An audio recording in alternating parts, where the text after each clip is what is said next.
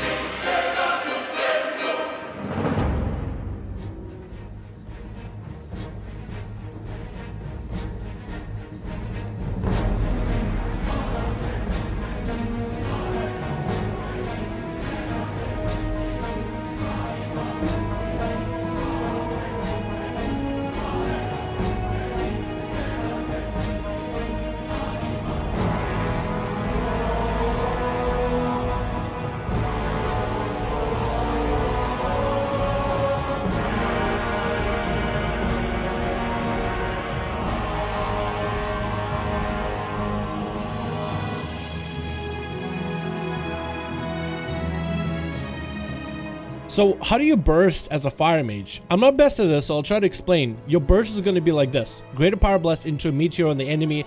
Pop combustion before all those abilities crit together, and as everything is about to slam on the enemy, double fire blast pyro, fire blast pyro. You can follow up into a scorch, into a pyroblast as well, and that will kind of allow all those abilities that are fire based to connect at the same time and have a guaranteed crit chance because you have combustion on. It's best to open up on an enemy that's polymorphed or frozen, whether it's Ring of Frost or simply rooted, just so they don't have a way to get out of your burst. And you want to kind of try to have all those damage abilities execute at the same time as the Meteor and Greater Pyro connect, just to make sure that the enemy isn't able to move out of your burst prior to being, well, obliterated. With double fire mage, you can open up with a polymorph on one enemy, polymorph on the other, and just spam greater pyros at the very start of the arena. See if you can force some cooldowns. Usually, since pyroblast is going to be, or greater pyro is going to be percentage damage, sometimes enemies won't trinket and they'll just try to save cooldowns until you pop your big offensives. But because there's two greater pyros being lined up, that's going to be massive amounts of percentage damage, so you can even score a kill if the enemy does nothing. It's kind of fun because it's really like a mind game. Are you gonna trinket? Is the enemy gonna trinket? Who's gonna draw first? It's always up in the air, and that's kind of fun when you dive into 2v2s as double mage. Some of the things I learned as a mage: don't spam your shimmers, don't spam your blinks. You need them for mobility, so unless you have a purpose to use blinks, then don't just spam them out. You need them to get away from melee and close the gap with the enemy. Also, your shield and prismatic heal is gonna be something you will not want to overlap ever. You want to try to space out those abilities. The shield is small and the heal is pretty substantial if used properly, but you need to space it out as you take a damage. Don't just throw all defenses at the same time. Also, polymorph and freeze enemies a lot. Feel free to Dragon's Breath as much as you want to. Keep enemies CC'd as much as you can, and try to get greater pyros whenever you get an opportunity. That is how you're going to turn around a lot of the games where it feels like you're losing, and you can just turn around with big bursty damage. These are the towns that I ran and the honor towns that I ran. So if you guys want to try it for yourselves, this is what I use. For your traits, you want Master Blaster, as it increases your mastery whenever you're bursting, which is really nice. Outside of that, I don't think there's anything particularly that you need in order to do damage. If you guys want to see more double mage and more fire mage shenanigans on the channel, give this video a like. I would very much appreciate it. And enjoy the rest of the clips that I have for you guys of double mage one-shots.